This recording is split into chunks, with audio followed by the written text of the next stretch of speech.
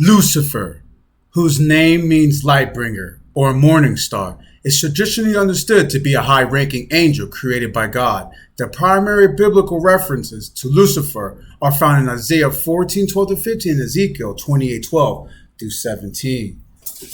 But as Lucifer's fall is characterized by his rebellion against God, he became adorned with his own beauty and power, leading to his desire for the honor that belonged to God alone. But what if I were to tell you that the word Lucifer was actually a mistranslation by Jerome in the Latin vulgate, and that all of this stems from one man's stroke of a pen that defied and deified this person? All this and more here in today's episode. Watch this.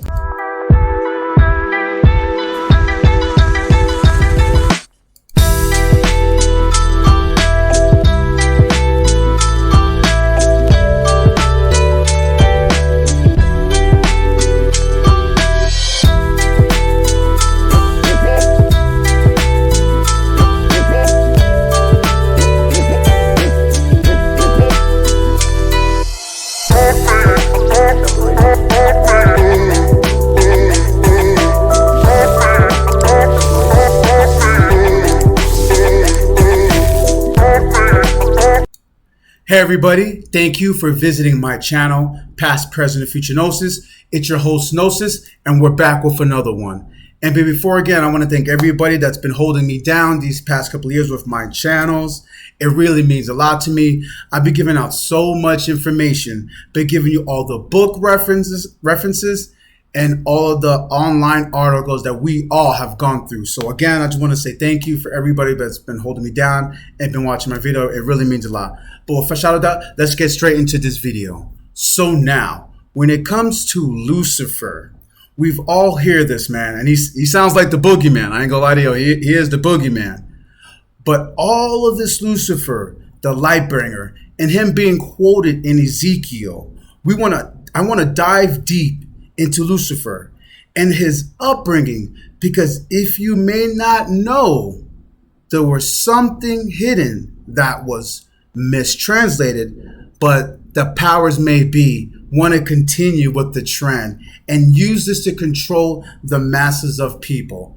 I've made video about 2 years ago, as you're seeing here, going into that verse. So I want to give a more updated version about this. So without a shadow of a doubt, let's use the scriptures and show you how this mistranslation of this word created the boogeyman, aka Lucifer. So let's get straight into this video here.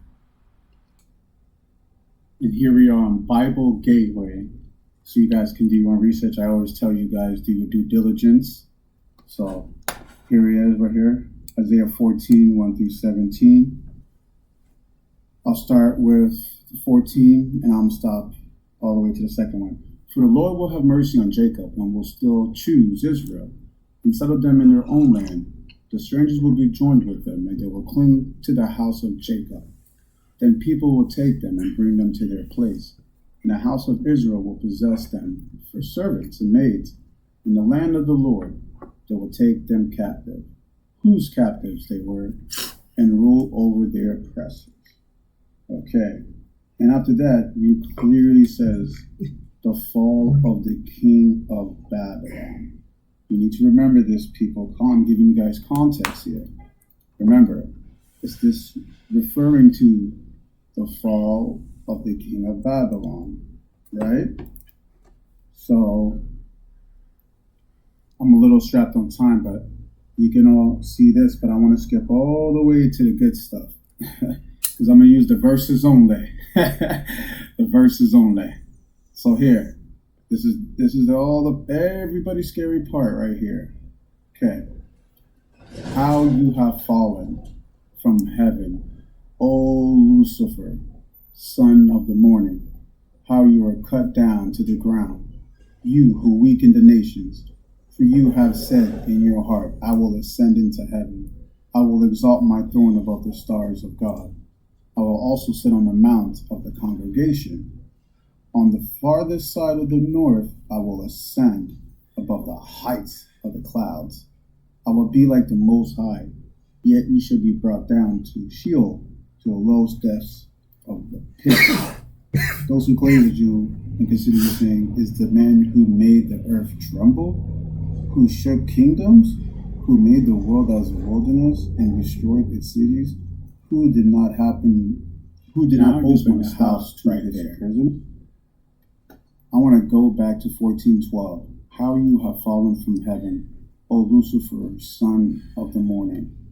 Now, if you take this literally, just for fish, you would think that Isaiah is talking about Lucifer, Satan, of course. But what he's actually referring to is the king of Babylon. Remember, mercy on Jacob, 14, verse 1 through 2, before the third. They are talking about the king of Babylon, people. And I get this confused now.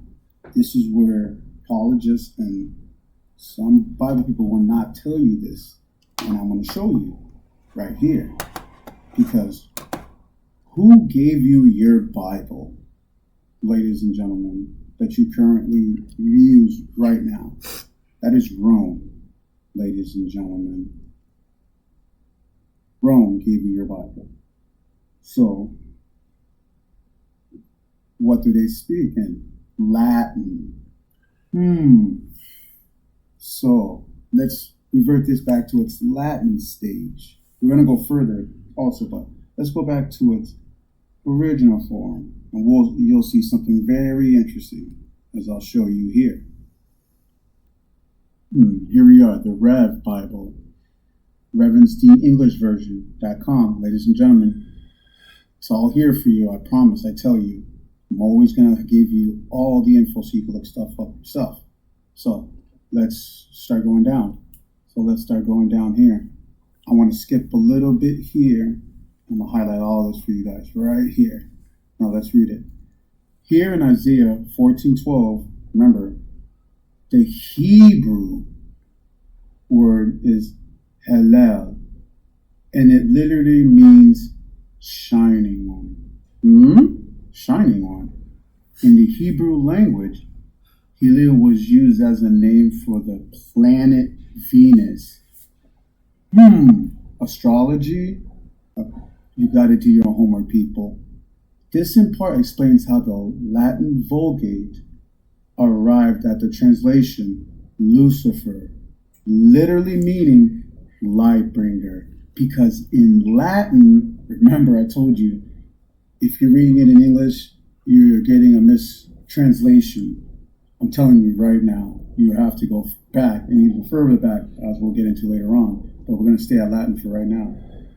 Lucifer was used for the planet Venus. The association between the shining one and the Venus also explains why so many versions say morning star.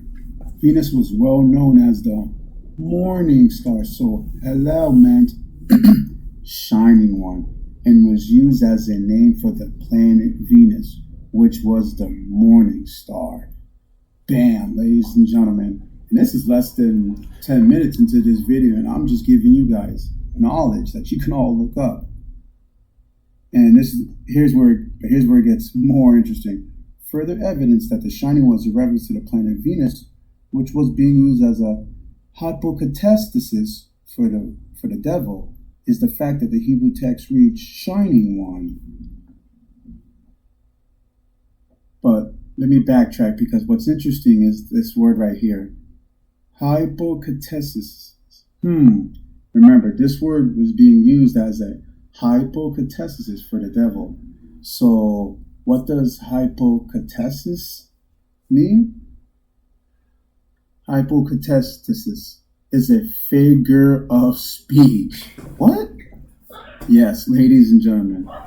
Hypocatastasis is a figure of speech that declares or implies a resemblance, representation, or comparison. It differs from a metaphor because in a metaphor, the two nouns are both named and given, while a hypocatastasis Just as only is one is named, other is implied, or as it were, is put down underneath out of sight. I mean, come on, ladies and gentlemen. It's right there. This is just as they are comparing Lucifer to the king of Babylon at this time. And it's plain to see here, people. Like I said, bringing it back. Further evidence is a reference to the planet Venus, which was being used as the hypocatastasis for the devil. Bam, ladies and gentlemen. Doesn't even get more crazier than that. And just to show you, to reinsert ourselves, because I like to give you multiple sources, you'll see there, hello, Hebrew, morning star. The Hebrew word hello, the word hello, appears only once in the Old Testament, in Isaiah 14:12. This is a word that the King James Version and the King James Version translate as Lucifer. According to strong references, Hallel means morning star. According to Brown Driver's Briggs, Hallel means morning star or shining one. I'm telling you, people, you've got to do your research. All this information is just right here for us to be seen. Jerome, who translated the Latin Vulgate Bible from Hebrew and Greek. And if anybody wants to know who Jerome is, we'll talk about him real quick. He is best known for his translation of the Bible into Latin, the translation that became known as the Latin Vulgate, and his commentaries of the whole Bible. Jerome attempted to create a translation of the Old Testament based on the Hebrew version. Remember, the Greek was verse, so now when you go into Hebrew, things will be lost, ladies and gentlemen. Rather than the Septuagint, as prior Latin Bible translations has done. His list of writings is extensive in addition to his biblical works. He wrote polemical and historical essays, always from a theological perspective. So now here's where it gets really interesting with Jerome and his translation. He began in 382 CE by correcting the existing Latin language version of the New Testament, commonly referred to as the Vetus Latina, which used the Greek Septuagint. So here's the separation, ladies and gentlemen. By 390, he turned to translating the Hebrew Bible from the original Hebrew, having previously translated portions from the Septuagint, which came from the Alexandria. He believed that the mainstream rabbinical Judaism had rejected the Septuagint as invalid Jewish scriptural text because of what were ascertained as mistranslations along with its Hellenistic heretical elements.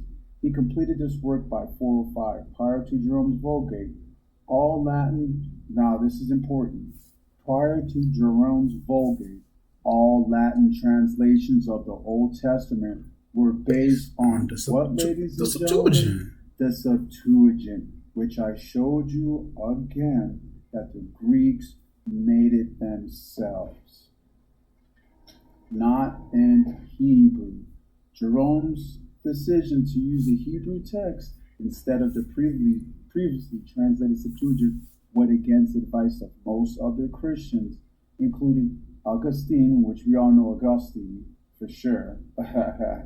I know all the Catholics and Christians know Augustine, who thought the Septuagint inspired modern scholarship, however, has sometimes cast doubts on the actual quality of Jerome's Hebrew knowledge.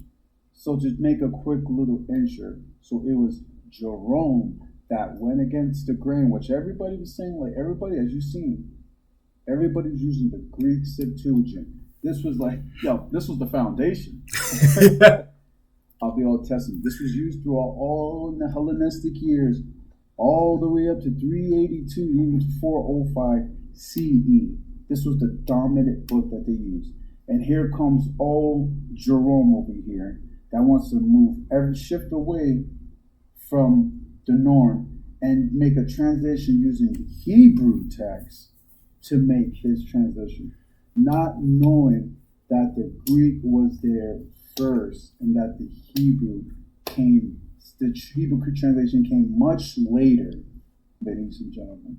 So there is your disconnect from going away from the Greek Septuagint and leaving it here and start using strictly the Hebrew and thereon with Jerome. So I just wanted to point that out with Jerome. Wow, ladies and gentlemen, after I'm showing you all of these facts when it came to Venus being equated as the light bringer, and that in Ezekiel, Isaac, that you see clearly that it is a reference to the morning star, aka Lucifer, and that how Jerome mistranslated it in the Latin Vulgate when he was transforming it over after using Greek and Hebrew manuscripts and bringing it to the Latin Spanish version. And all of that is right there for you all to see, that the boogeyman, aka Lucifer, is actually the bright in the morning star, Venus. But it doesn't even end there, ladies and gentlemen, because I know you've all seen this symbol here all the time. And then everybody sees it. Oh, you get scared. They talk about Lilith and all this. But let me show you how this star actually has a connection. This symbol actually has a connection with Venus. And again, as you've seen in the video, I quoted, and I'm telling you, if you want to learn more, this is the book you need to get. Venus Star Rising, Burial Goodman. This is going to help you out. I'm telling you, ladies and gentlemen. So let's show segments and pictures of this right here. As you're seeing right here, figure 3.2, the 5 transit signs of Venus. It represents the beginning of transit of Venus star through the signs, because the following table gives us the chronological order by the star date of the Venus transit to each of the signs. We're reading this table. Remember to keep in mind that the Venus star transits 5 signs simultaneously, entering and leaving a sign in various times, as illustrated in figure 3.2. So all this figure that you're seeing right here, ladies and gentlemen, it's Venus going through its courses. And here's another figure here on page 69. The orbital pattern of Venus as viewed from Earth. The current Venus star sign of the times. Figure 3.4. The Venus orbit as viewed from Earth illustrates the retrograde loops that Venus draws in the creation of her star in a given 8-year period. The loops equate to the position on the zodiac wheel or the astrological signs. Ladies and gentlemen, once again, all of this goes back to astronomy, ladies and gentlemen, the heavens, the heavenly bodies. This is all where it's stemming from. There is no evil to it. There is no Luciferian doctrine at all, ladies and gentlemen. It's actually the ancients recording and documenting certain stars' movements in the heavens, ladies and gentlemen.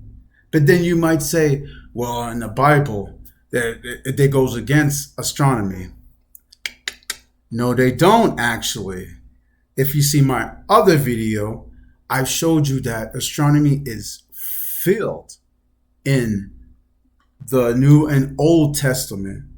And before I go on, I'll actually give you samples here that I actually had in those videos, as you're seeing here. I'm here using Bible Gateway, as you see on the top. So there's no misconstruction from anybody. God said, "Let there be lights in the vault of the sky to separate the day from the night, and let them serve as signs to mark sacred times and days and years, and let them be lights in the vault of the sky to give light on the earth." And it was so. God made 2 great lights, and great light to govern the day, and the lesser lights to govern the night. He also made the stars. God set them in the vault of the sky to give light on the earth, to govern the day and the night, and to separate light from darkness. God saw that it was good, and there was evening, and there was morning, the fourth day. So this is just a small example, but showing you that God created the stars and the heavens also. So it's going to get a little bit deeper, but I just want to flush this out and just show you the beginning of it. So now let's go to another verse where it gets really good, people. Remember, you all can look this up yourself. This is Bible Hub. Job 9, verse 9. That's kind of interesting, but hey. And this is where Job was talking with God. So let's start here. He is the maker of the Bear and Orion, of the Pleiades and the constellations of the south. One more time, ladies and gentlemen, look up. This is Job 9, verse 9, where he's talking to God. So we could bring up the whole verse too, so you can read it yourself, but I'm going to show you it right here. Where it says, verse 4, God is wise in heart and mighty in strength, who has resisted him who is prosperous. He moves mountains without the knowledge, and he turns them in his anger. He shakes the earth from its place, so that its foundations tremble. He commands the sun not to shine. He seals off the stars. He alone searches out the heavens and stands on the waves of the sea. He is the maker of the Bear and Orion, of the Pleiades and the constellations of the south. Clearly, this is showing you, written down, that they jotted the constellations and actually named them, ladies and gentlemen. And that commemorates to our modern day astronomy, where we have the Bear constellation, the Ursa Minor. I mean, in Orion, Orion's belt, clearly this is astronomy. Straight in the Bible, in Job 9, verse 9. So, and it just keeps deeper, ladies and gentlemen. I told you, I give you the receipts, ladies and gentlemen. So, let's go to this next verse, because it only gets deeper from here. So let's continue here. So you see here, Job 38, verse 32. And we're going to read it right here. Canst thou bring forth Mazareth in his season? Or canst thou guide Arcturus with his son? Now, what word I want you to focus on right here is that word Mazareth, because we're going to see what this word really means. And where else we're going to find it? We're going to use this website, Bible Hub, to give us a clear explanation on what Mazareth really means, as you'll see here.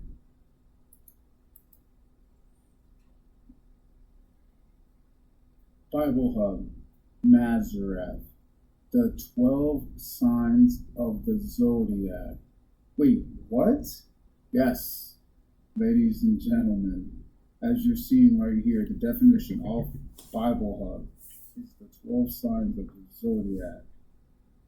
Underneath it, Easton's Bible Dictionary. Prognostics found only Job 38:32, probably meaning the 12 signs of the zodiac, as the margin comp 2 Kings 23:5. I mean, and underneath that, ladies and gentlemen, the International Standard Bible Encyclopedia, Mazareth, the 12 constellations of the zodiac. So let's go back to that verse of Job 38:32. Canst thou bring it forth the 12 zodiacs, Mazareth, aka the 12 zodiacs, in his season? Or canst thou guide Arcturus with his sons? And again, another word we should all look into closely for all my astronomers out there This is for you guys. I did it for you all. I did it for you guys. What is Arcturus? And as you'll see, what Arcturus is, as I'll show you here, Arcturus is a red giant star in the northern hemisphere of Earth's sky and the brightest star in the constellation Bootes, the herdsman. Sound familiar? Arcturus is also among the brightest stars that can be seen from Earth. Astronomers say Arcturus will end up as a white dwarf at the end of its life. The name Arcturus comes from the Greek meaning keeper or guardian of the bear, which refers to its position adjacent to the tail of the constellation Ursa Major, the Great Bear, the same bear that we mentioned earlier also, to bear in mind. No pun intended. But I'll continue.